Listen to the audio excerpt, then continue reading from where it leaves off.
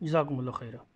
علی بھائی اگلا سوال ہے، میری ایک بیٹی 2018 دسمبر میں پیدا ہونے سے پہلے ہی فوت ہو گئی تھی۔ ہم نے نہ تو اس کا جنازہ پڑھا اور نہ ہی غسل دیا، لیکن آج علی بھائی کا کلپ دیکھا تو غلطی کا احساس ہوا۔ ایسی صورتحال میں مجھے اپنی اس غلطی کا ازالہ کیسے کرنا ہوگا؟ پلیز رہنمائی فرما دیں۔ پہلے تو اللہ کی طرف رجوع لائیں اور پھر اللہ کا شکر ادا کریں کہ آپ کو مرنے سے پہلے یہ پتہ چل گیا ہے کہ جو آپ کو دین آپ کے بزرگوں نے سکھایا تھا وہ اس دین سے بالکل مختلف ہے جو دین کتابوں کے اندر ہے۔ جو ہم عرض کرتے ہیں کہ مرنے سے پہلے اے مسلمان کر لے اس پہ غور، کتابوں کا خدا اور ہے، بابوں کا خدا اور۔ ویسے اس کا ایک نیا ورژن بھی آیا ہے، کہنے کو تو دین سب کا اسلام ہے، لیکن کتابوں کا جہاں اور ہے، بابوں کا جہاں اور۔ کہتے تو دونوں اپنے آپ کو مسلمان ہیں، لیکن اس کا ایک وکھرا جہاں ہوتا ہے نا، بالکل وکھرا جہاں ہوتا ہے، اس کا اپنا ہی ایک جہاں ہوتا ہے۔ تو یہ کتابوں کے جہاں میں ہے۔ یہ پچھلے دنوں میرا کلپ اپلوڈ ہوا ہے مردہ بچے کے جنازے کے حوالے سے، تو چونکہ انہوں نے وہ دیکھا ہے تو اب اللہ کی طرف رجوع لائیں، اور اگر اس کی قبر لوکیٹ ہو سکتی ہے، کیونکہ عموماً اس طرح کے بچوں کو اسی طریقے سے دفنا دیتے ہیں کسی جگہ ہی، تو بہتر یہ ہے کہ اس کی قبر کو لوکیٹ کریں، قبر پہ کھڑے ہو کر جنازہ پڑھ لیں۔ بخاری مسلم میں حدیث ہے، نبی علیہ السلام نے شہدائے احد کے اوپر غزوہ احد کے 8 سال کے بعد اپنی وفات سے 1 مہینہ پہلے دوبارہ نماز جنازہ پڑھی۔ اس طریقے سے بخاری مسلم میں حدیث ہے، ایک حبشی عورت تھی جو مسجد نبوی کی صفائی کیا کرتی تھی، مر گئی، صحابہ کرام نے بتایا بھی نہیں حضور کو، خود ہی جنازہ پڑھ کے دفنا دیا۔ 3-4 دن بعد نبی علیہ السلام نے پوچھا وہ عورت نہیں نظر آ رہی، تو لوگوں نے بتایا تو فوت ہو گئی ہے۔ تو آپ فرمایا تم نے مجھے نہیں بتایا، میں بھی اس کا جنازہ پڑھتا، تو مجھے اس کی قبر پہ لے چلو۔ نبی علیہ السلام قبر پہ گئے، جنازہ پڑھا۔ اس کا طریقہ یہ ہوگا کہ آپ قبر پہ، اب یہ قبر ایسے بنی ہے نا، اس طرف چہرہ ہے اور قبلے کے رخ کی طرف ہے، تو آپ اس کی پیٹھ والی سائڈ پہ آ کے کھڑے ہوں گے تاکہ آپ بھی قبلہ رخ ہوں، اور پھر آپ یعنی وہ قبر کو سامنے سجدہ نہیں کر رہے ہوں گے، اللہ کے لیے نماز پڑھ رہے ہوں گے، لیکن چونکہ میت کو سامنے رکھا جاتا ہے لہٰذا قبر کو بھی سامنے رکھ کے نماز جنازہ پڑھیں گے۔ نبی علیہ السلام نے پڑھی، اور پھر آپ واپس لوٹتے ہوئے آپ نے فرمایا یہ قبریں اندھیروں میں ڈوبی ہوئی تھیں، اللہ نے میرے جنازہ پڑھنے کی برکت سے انہیں نور سے بھر دیا، نبی علیہ السلام کی دعا کی برکت۔ اللہ تعالیٰ ہمیں بھی ان دعاؤں کا حصہ نصیب فرمائے، آمین ثم آمین۔ تو یہ بھی اس بات کا ثبوت ہے، آپ قبر پہ پڑھ سکتے ہیں۔ اگر قبر لوکیٹ نہیں ہو رہی تو پھر آپ غائبانہ نماز جنازہ پڑھ لیں۔ غائبانہ نماز جنازہ جو اہل حدیث نے جس طریقے سے اس کو بہت زیادہ پروموٹ کیا ہے نا، یہ اس طرح نہیں تھا، بلکہ پروموٹ کیا ہے، کوئی امیر مر جاتا ہے اس کا غائبانہ نماز جنازہ پڑھا دیتے ہیں، کوئی غریب مر جائے تو اس کے لیے دعا کروا دیتے ہیں۔ ظاہر ہے وہ ڈپینڈ کر رہا ہوتا ہے کہ کتنا بڑا وہ فائنانسر ہے۔ غائبانہ نماز جنازہ اس طریقے سے صحابہ کرام میں نبی علیہ السلام کی مبارک زندگی میں کوئی رائج نہیں تھا۔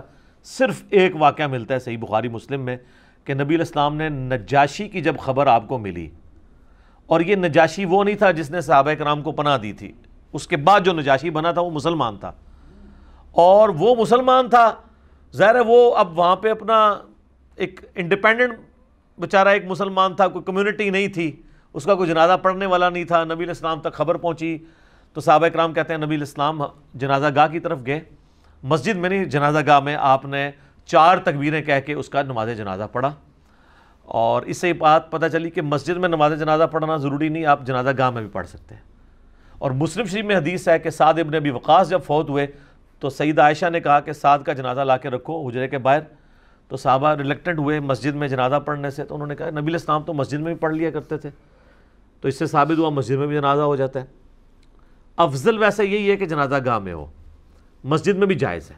حرمین میں آپ دیکھ لیں ہر نماز کے ساتھ جنازے اٹھ رہے ہوتے ہیں، فرض نماز کے بعد وہ تھوڑا سا اذکار کا ٹائم دیتے ہیں اور ساتھ بھی اناؤنسمنٹ کرتے ہیں کہ 7-8 جنازے تو ایوریج ہر نماز کے وقت ہوتے ہیں، کیونکہ حرمین کے ارد گرد جتنے لوگ ہیں ان کی خواہش ہوتی ہے کہ وہاں جنازہ پڑھایا جائے۔ تو ایک دل کی تسلی کے لیے تو خیال اچھا ہے، باقی تو اپنے اعمال کے مطابق انسان اٹھایا جائے گا۔ تو اگر قبر لوکیٹ نہیں ہو رہی تو آپ غائبانہ نماز جنازہ پڑھ لیں، اور غائبانہ نماز جنازہ آپ گھر میں بھی پڑھ سکتے ہیں، مسجد میں بھی کسی جگہ، وہ تو آپ نے قبلہ رخ کھڑے ہونا ہے، اور اس کے لیے میت کا سامنے ہونا ضروری نہیں ہے۔ نبی علیہ السلام نے نجاشی کا پڑھا، صحیح مسلم میں آتا ہے آپ علیہ السلام نے ایک جنازے پہ 5 تکبیرات بھی پڑھی ہیں۔ اس میں پھر یہ ہوگا کہ پہلی تکبیر کے بعد سورہ فاتحہ ہوگا اور ساتھ ایک سورت، دوسری تکبیر کے بعد درود شریف، تیسری کے بعد دعا، اور چوتھی کے بعد سلام، اور اگر 5 تکبیریں کرنی ہیں تو چوتھی کے بعد پھر دعا، کوئی اور دعا پڑھ لیں۔ مسلم شریف میں کئی ہیں، ایک تو مشہور حدیث ہے ابو داؤد ترمذی ابن ماجہ میں، اللہم اغفر لحینا و میتنا و شاہدنا، یہ والی دعا پڑھ لیں۔ یہ یاد نہیں ربنا آتنا فی الدنیا پڑھ لیں، یہ بھی نہیں آتی رب اجعلنی پڑھ لیں، کوئی سی معصورہ دعا پڑھ لیں۔ اور وہ جو میں نے بتائی تھی میت کے لیے، جو صحیح بخاری میں تعلیقاً ہے، سنن کبریٰ البیہقی کے اندر موجود ہے، اللہم اجعل فرطوں و ذخروں و سلفا، اس طرح کے الفاظ ہیں کہ اے اللہ اس کو ہمارے لیے ذخیرہ بنا دے اور ایک ذریعہ بنا دے، یعنی سفارش کے طور پر، کیونکہ بخاری مسلم میں حدیث ہے جس کے 3 بچے مر گئے تو اللہ تعالیٰ اس کے بدلے اس پہ اگر وہ صبر کرے اور اللہ سے مانگے تو اللہ تعالیٰ اس کے جنت میں جانے کا سبب ان اولاد کو بنا دے گا سفارش کے طور پہ۔ ایک عورت نے کہا اگر 2 مر جائیں تو فرمایا 2 پہ بھی ہے۔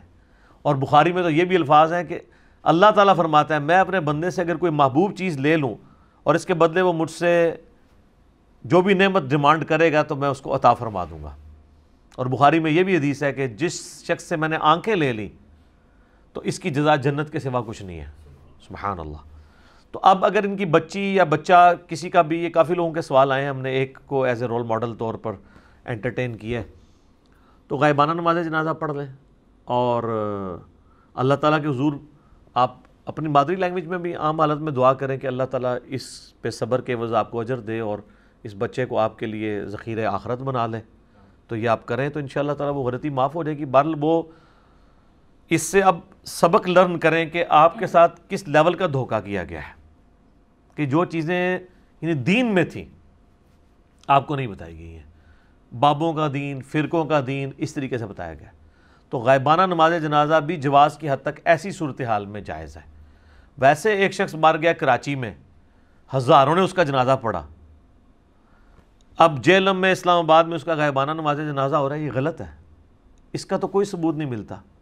نجاشی والی حدیث کو اس پہ فٹ کرنا بڑی دور کا اجتہاد ہے، کیونکہ نجاشی تو اتنی بڑی پرسنالٹی نہیں تھا، نبی علیہ السلام کا سب سے لاڈلا، جسے آپ کا بیٹا بھی کہا جاتا تھا، جس کا نام بھی قرآن میں آیا ہے، زید بن حارثہ،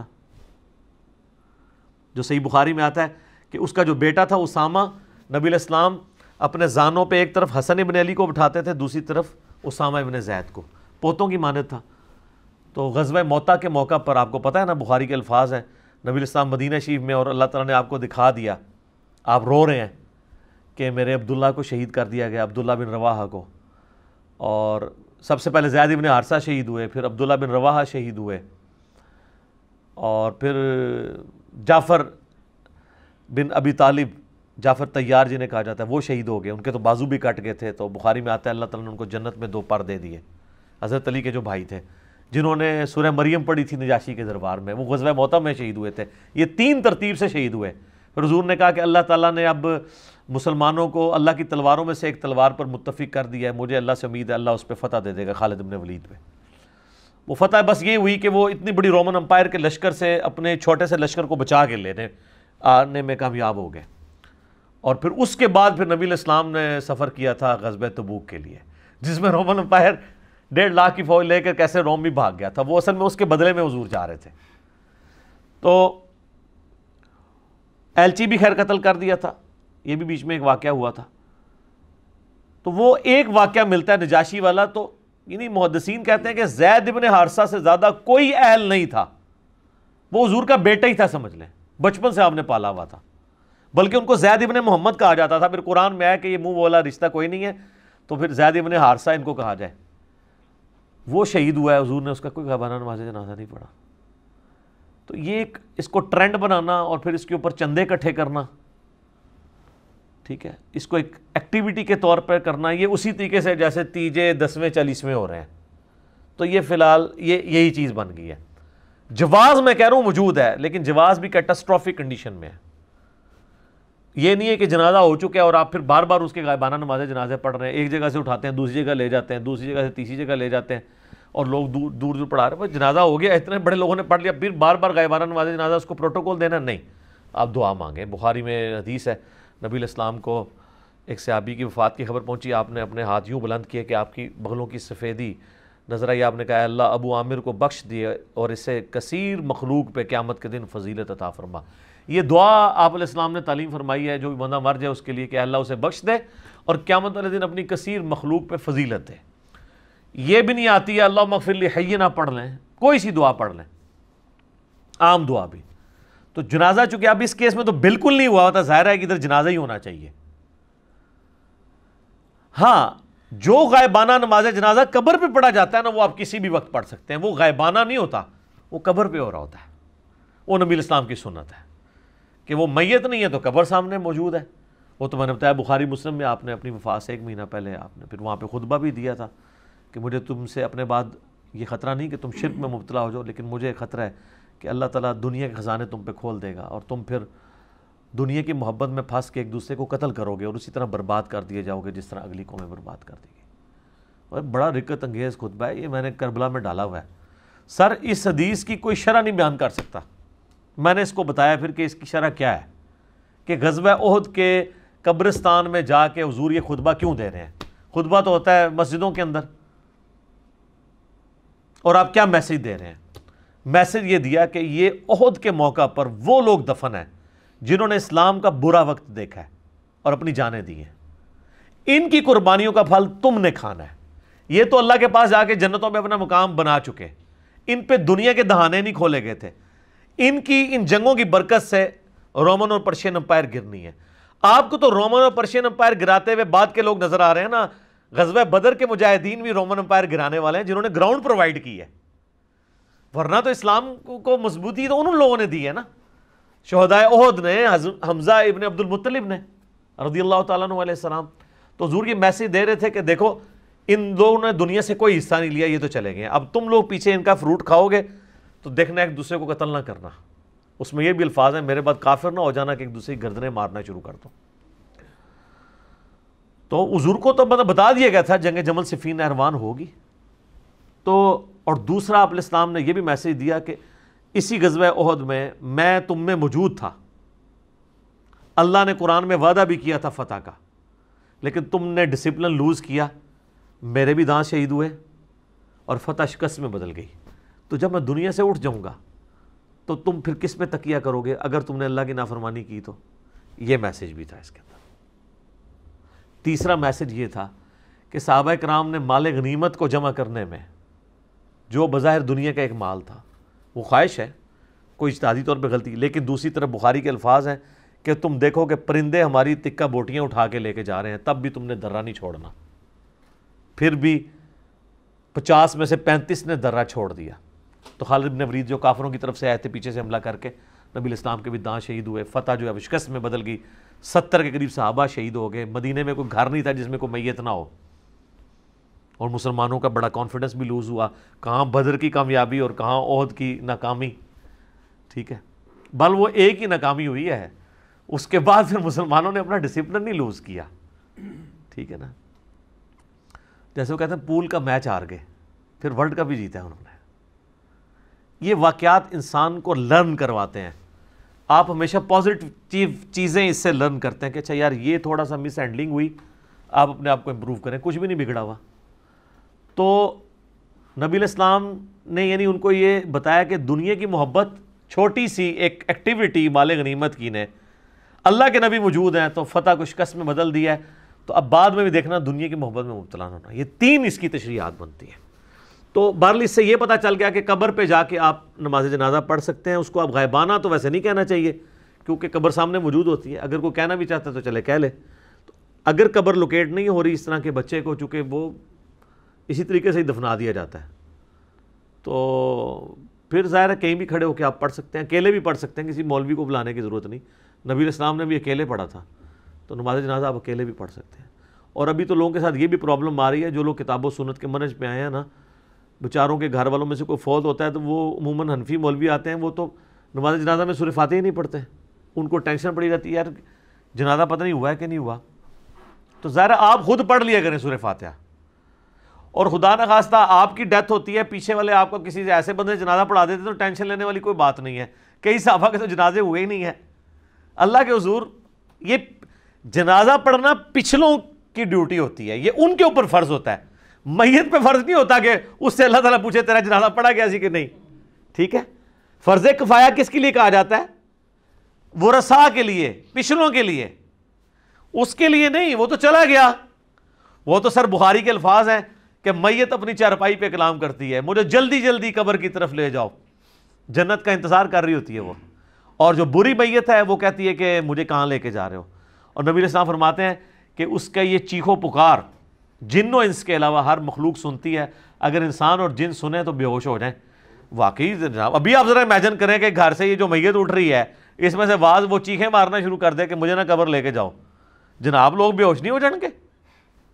امیجن تو کریں ذرا اس کو. پھر تو کھل جائے نا. ہو سکتا ہے آپ تو مطلب ہزاروں بندے کٹھے ہوئے ہوں کہ ان کا جنازہ پڑھ کے ہم بھی بخشے جائیں, اور وہ حضرت صاحب جو ہے وہ چیخ رہے ہو مجھے کہاں لے کے جا رہے ہو. آندہ تو کسی حضرت ہے, جنازہ پڑھ رہی تھی چاٹ دینا ہے. دیکھیں نا, یہ اللہ نے بڑا پردہ رکھا ہوا ہے. صحیح بات ہے, یہ اس کی مہربانی ہے. بزرگوں کی بزرگی کے اوپر پردہ رکھا ہوا ہے, ورنہ آپ کو پتہ چل رہا ہے ان کا تو جہاں ہی کچھ ہو رہا ہے. ٹھیک ہے, یہ تو اس جہاں میں نہیں جا رہے, یہ اس جہاں سے کسی اور جہاں میں جا رہے ہیں.